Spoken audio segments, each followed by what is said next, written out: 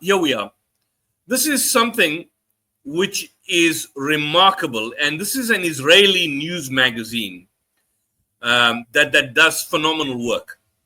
This is published by Eli Perry, dated the 16th of February, 2020. That's 2025. That's today.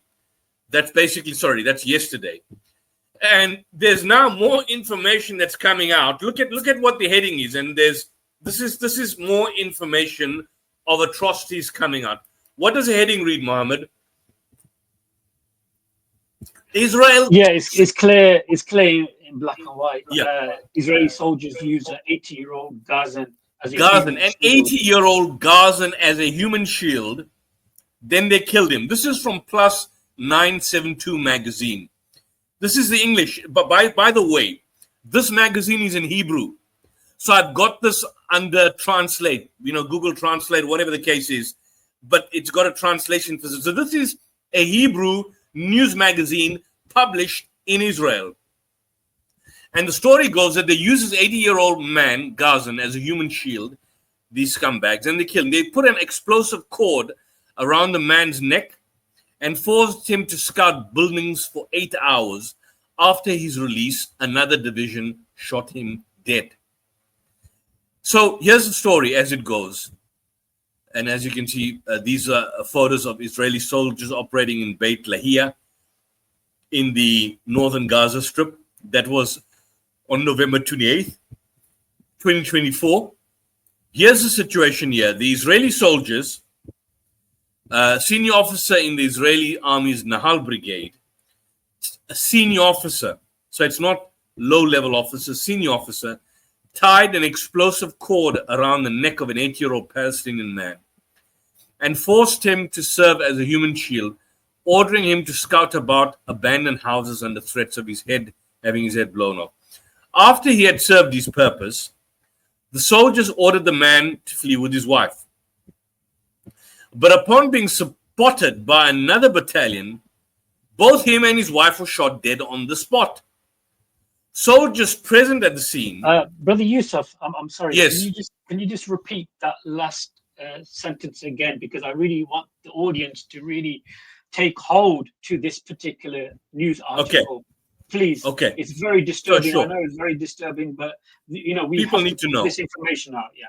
And I want people to share this information and go to 972 magazine. Share this information as well. It's an Israeli news magazine, Israeli media. What they say here, the Israeli soldiers forced him to serve. They ordered him to scout out abandoned houses under the threat of having his head blown off. After he had served this purpose, the soldiers ordered the man to flee with his wife. But upon being spotted by another battalion, they were both shot dead on the spot. They were both shot dead on the spot by another battalion. Soldiers present at the scene told the Israeli investigative outlet The Hottest Place in Hell. Imagine that. This is another journal called The Hottest Place in Hell. I mean, these Israelis are satanic. That this incident took place in May in the Zaytun neighborhood in Gaza City. While conducting this is how it happened. While conducting a sweep of houses in the area, soldiers came across the elderly couple in their home who told Arabic-speaking soldiers that they were unable to flee to southern Gaza due to their mobility difficulties. Their children had already left, and the man needed a cane to walk. Now, can you think of a worse situation than this? There's a sweep of the houses. These are not terrorists, if you want to call them that. These are not fighters. These are not youngsters. This is an 80-year-old man. And they tell the soldiers they can't walk. They can't walk. Then, this is what the Israeli soldier reports. Look what he says. At that stage, the commander decided to use them as mosquitoes. What they call them in Israel? As mosquitoes. One soldier explained, referring to a recently exposed procedure by which the army forces Palestinian civilians in combat zones to serve as human shields to protect soldiers from being shot Can we, blown up. brothers Yusuf? I know I really apologize. I really want to go through this again because the whole scenario we always hear on such as Piers Morgan and other right-wing Zionist media outlets that the Hamas use women and children as human shields. I've never seen any evidence of that. I've not really seen any evidence of that. With all the might of the Israeli intelligence services, I'm sure they could post a picture of women and children being tied to buildings or tied to rocket launchers or tanks or any type of military armaments. But it's actually the other way around. The narrative is actually false. And now we're hearing is actually the IDF is actually using the Palestinians as human shields. Am I correct in that, Brother Yusuf? Absolutely, you're 100% correct. In fact, the human shields is a total lie. It's a total lie. And by the way, when they make the argument that the Palestinians or Hamas is using them as human shields, their argument is that it's indirect, which is even false. Because their argument is, well, why is Hamas operating in area where there's a civilian population? But in any event, the entire Gaza is just overpopulated. In a small area, there's no military facility or army base where you can operate from. So there's no evidence. This entire aspect of human shields is a lie. Hamas has never been shown once. There's never been any form of empirical evidence shown that Hamas has used anyone as human shields. This is even confirmed in the United Nations Special Rapporteur report by Francesca Albanese. It's even confirmed if you look at the South African application, which we went through about a year ago, to the International Court of Justice. It's blown out as false. Amnesty International pointed out that the human shields argument and allegations against Israel is false. It's against Hamas is false. It's not Hamas that are using civilians as human shields. It is Israel that are using Palestinians as human shields. So as you can see here, Brother Muhammad, every accusation that Israel makes is a confession of its own crimes. So remember this. Whenever Israel states that you are engaging in crimes and war crimes and genocide and so on and so forth, they are actually doing that. When Israel says that you are engaging in human shields, whether Hamas is engaging in human shields, it's not Hamas that are having human shields, that are using Palestinians as human shields. Rather, it is Israel that are using Palestinians as human shields, Israeli soldiers in Gaza. So go back to this article here from 972 magazine. They describe them as mosquitoes, and there's a recently exposed procedure which is documented in the New York Times, by the way, in which the army forces Palestinian civilians in combat zones to serve as human shields to protect soldiers, So what's it? To protect who? Soldiers from being shot or blown up. That's the very definition of human shields. This is the very definition of a human shield. Absolutely. Yusuf, there is a couple of people supporting the IDF and the Zionist ideology. I have put the link in the chat. If you want to come on and have a discussion, bring them on. I want them to come on. Are they here? Yeah. Brother Gambit's in the chat. Mashallah, he's a good brother. Please encourage these so-called pro-Christians or pro-Zionists or whatever to join. Yes, poke some of these sore losers, these cowards, to actually come on. You want these cowards to come on. You know what? Let them view you can view their faces. We don't need to show their faces on air. Try them and cut them off. Sure. Brother Yusuf, I just want to push back. You mentioned the King of Jordan. I understand, he's really not the man or the king that we actually saw waving around his sword and so forth in ceremonies and so forth. But nevertheless, earlier today, he did negate the statement of Donald Trump, saying that he will not accept the displacement of the Palestinians Yeah. I think the Arab nations, and may Allah guide them and fix their and rectify their situation. All of the Arab nations have said no way that we will be willing to displace the Palestinians. I wanted to make that clear because sometimes people might get the wrong end of the stick and think that we are against the leaders, but sometimes they do mess up, and sometimes they are willing to stand up and say no. The Palestinians have the right to their land. I really want you. If I know, I'm gonna go to another. Just topic. on that point, my issue. I want to finish this piece because I think people need to see. But just on the King of Jordan, he gave a remarkable speech at the United Nations some time back. I think last year, and of course, I've seen his Twitter feed. The problem I find with a lot of these leaders, and particularly with him sitting in the White House, is that I don't know whether it's fear, whether it is some sort of diplomacy on their side, or what it was. But I mean, you saw Trump was just so obscene, so fanatical, and it seemed to me. I mean, if you see the posture of the king, he was basically. I mean, his hands were clasped together, and I mean, there was just fear. There was fear, and unfortunately, Allah must just give these people strength to stand up and speak against tyranny. But I see this fear. There's fear amongst it's just not just the leaders. It's the Muslim world. There's just fear within the Muslim world to stand up and speak up against all kinds of evil. I mean, we had the same situation in South Africa. I don't want to detract now, where a number, during the time of Ahmed Didat, when he was speaking during the heights of apartheid and threatened with arrest and so on, there were very few leaders, Muslim leaders, ulama, that basically supported him.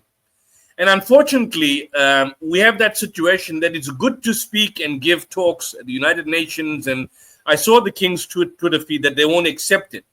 But that's the right moment before the world press. Someone like you or me, if we were sitting there next to Trump, what would we have said? Would we have kept quiet? I know you, Brother Mohammed. You know me. Would we have kept quiet? And we nobody. I mean, we're not leaders of any nation or anything. And I think this is what needs to, this kind of quiet diplomacy has to go back. But just finishing this article, because I think it's important people see this article here. I don't want to move away from this article, and it's not that long. This is a situation, what the soldiers did to the woman. They detained the woman at a house.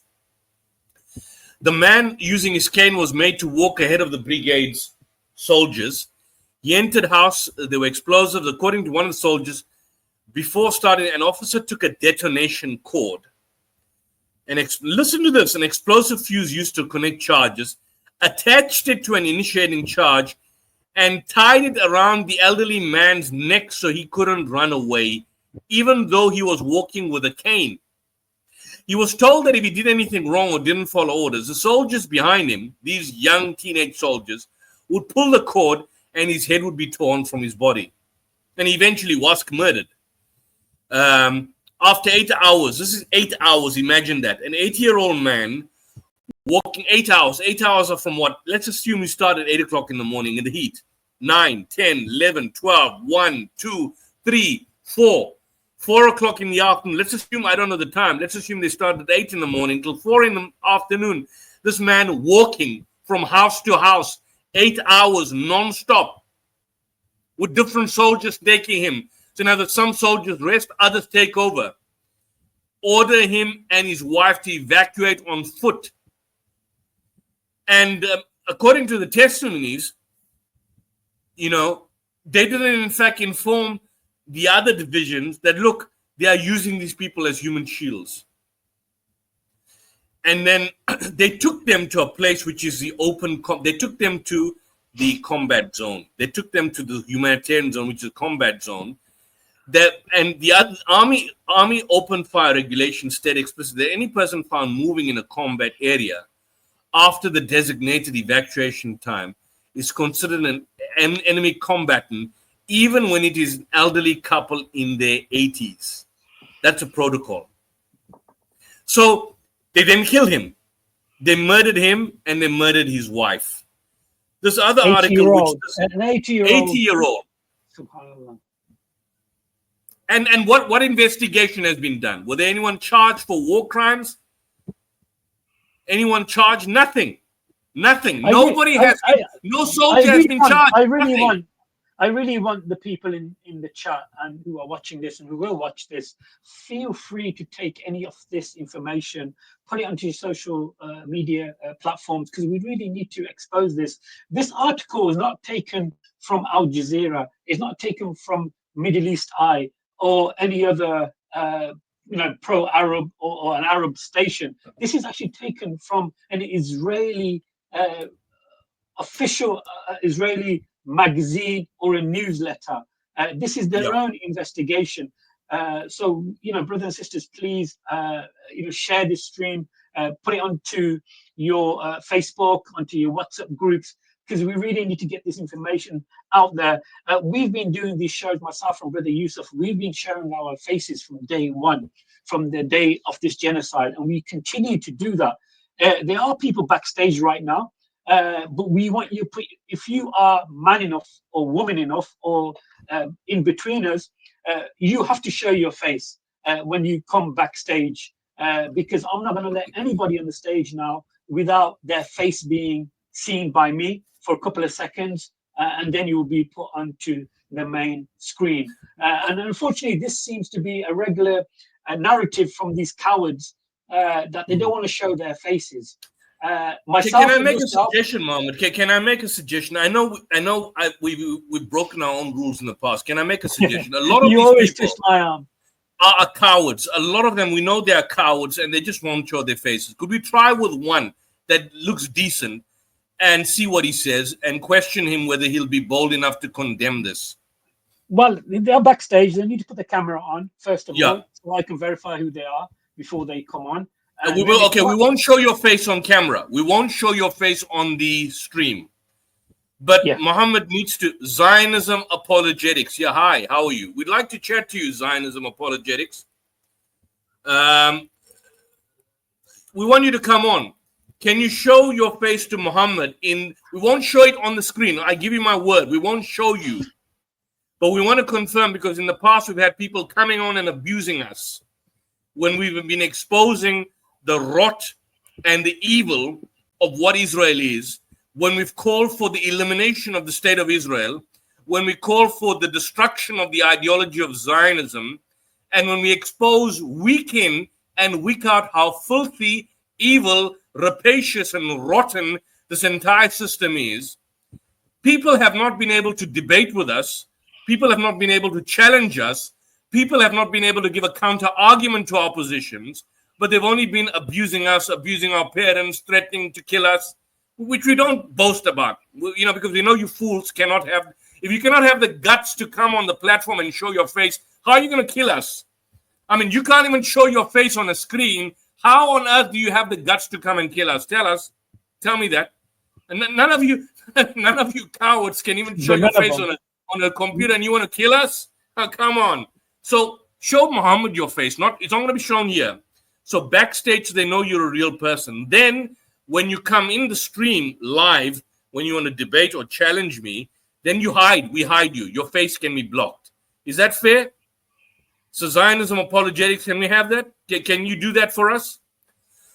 Well, we'll wait for the response in the private chat. Yeah, let's wait. I'm waiting for this man. I want to make it clear that myself and Brother Yusuf throughout these streams have been receiving messages, emails. Our videos are being striked because we're raising this topic up, but we still continue to show our face.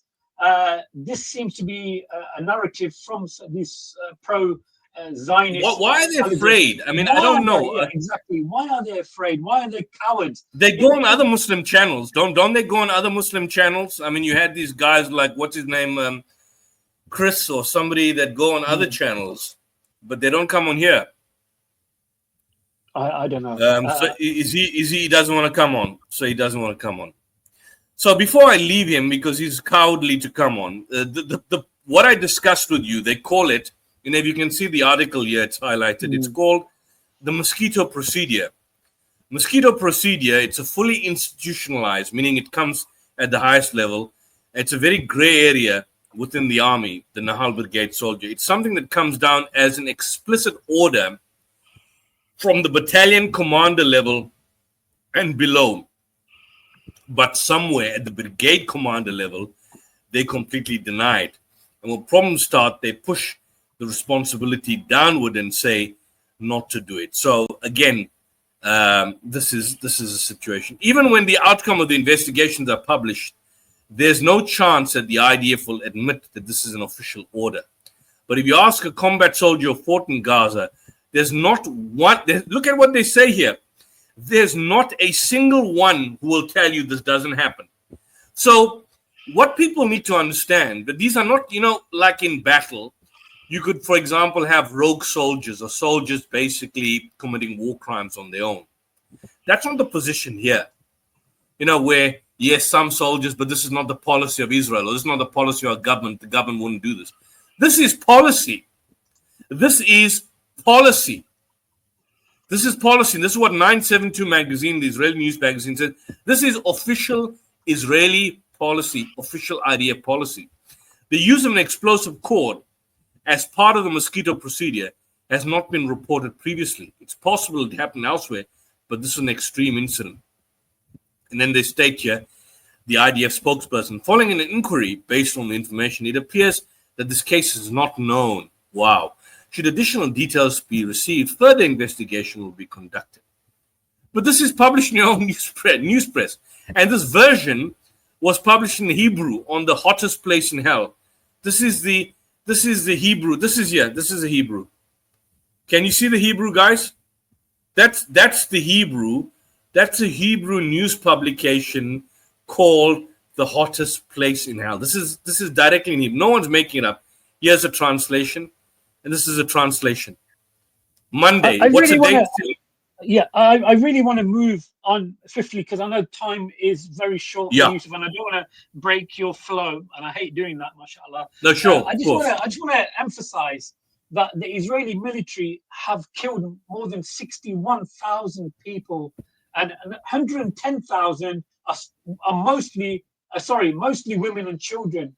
50 million tons of rubble since October the 7th.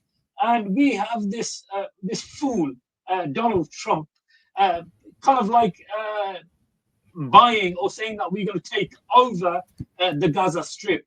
The narrative was that he didn't want to put any boots on the ground, but there is some speak of American troops on the ground.